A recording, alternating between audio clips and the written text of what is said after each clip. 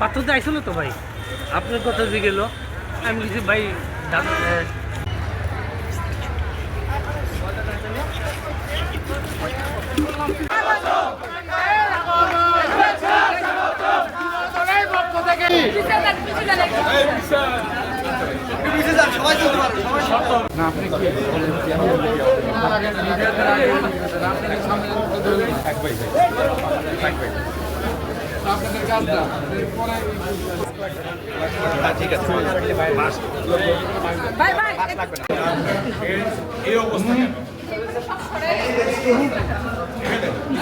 যেটা বলছি, এক সপ্তাহের মধ্যে হসপিটাল চালু করতে হবে।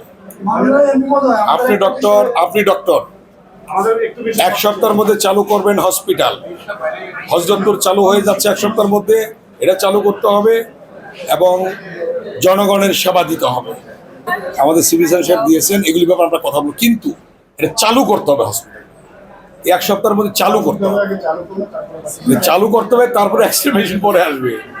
অন্যান্য যেগুলো ইকুইপমেন্ট যেগুলো প্রয়োজন সেগুলো আস্তে আস্তে আসবে, রাতারাতি সবকিছু সম্ভব না। কিন্তু মানুষ এসে যাতে প্রাথমিক চিকিৎসাটা পায়। আমরা আমিনবাজার 20 শয্যা বিশিষ্ট হসপিটাল, মাননীয় প্রধানমন্ত্রী জনাব তারেক রহমানের যে নির্দেশনা ছিল যে প্রতি শনিবার 14 মার্চে শুরু হয়েছে, শনিবারে পরিষ্কার পরিচ্ছন্নতা অভিযান, তারই অংশ হিসাবে আজকে আমরা এই 3টি হসপিটাল আজকে পরিষ্কার পরিচ্ছন্নতা শেষ করলাম।